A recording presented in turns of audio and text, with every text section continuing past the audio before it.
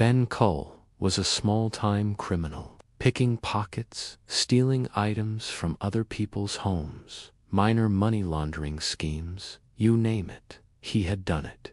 Things didn't change when he migrated out west from his native Michigan in 1900. If anything, he just found more ways to turn a profit without getting thrown behind bars. Unfortunately for Kuhl, this didn't save him from ending up in prison in 1903 in California after being arrested for theft, serving 10 years in Maryville before getting out. He next turned up 3 years later in Nebraska, hoping to find work as a gold prospector, settling down in Lander County. Here he found work at the OK Mine as a cook, befriending 2 fellows by the names of Ed Beck and Billy McGrath, both favoring the criminal side of life themselves.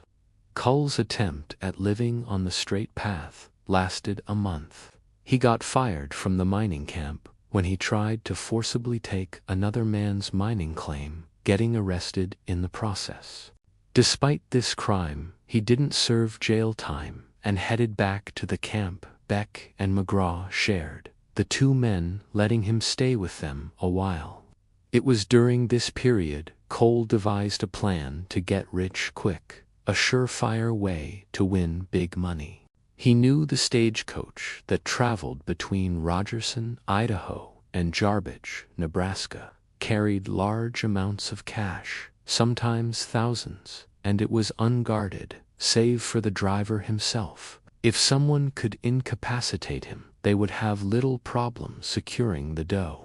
Kuhl told his plans to Beck and McGrath over the campfires for the next few weeks, slowly convincing them to throw in their lot with him. The 3 decided to wait until early December, when snow started to fall heavily, knowing it cut off Jarbige from the outside world for weeks at a time. On December 5th, while Fred Searcy, the stagecoach driver, struggled to cut through a bad blizzard, the 3 men rode down on him. Kuhl drew his Colt on Searcy, demanding he drop the reins and back off while he and his friends looted the safe.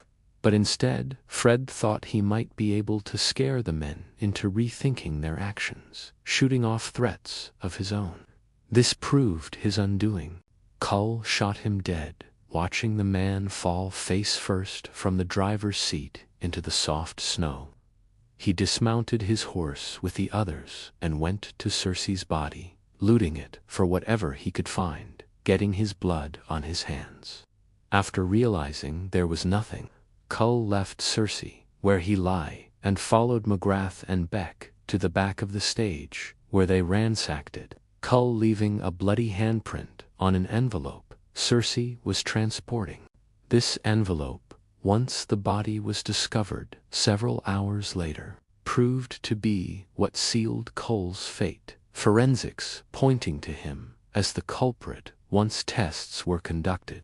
A few days later, Kuhl, Beck, and McGrath were arrested at the camp they all shared, each man protesting their innocence. Kuhl maintained he was at the local saloon in Jarbige the entire night preceding the robbery, far too drunk to be able to piss straight, let alone kill a man in cold blood.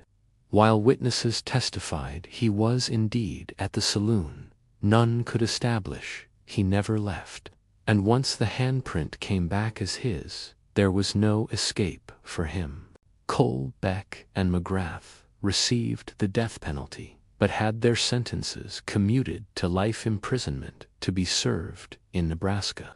Ben Kuhl served 70 years in Nebraska's state prison system before being released in May of 1945. However, having contracted tuberculosis while inside, he succumbed to the illness within 6 months of freedom, unmourned by most.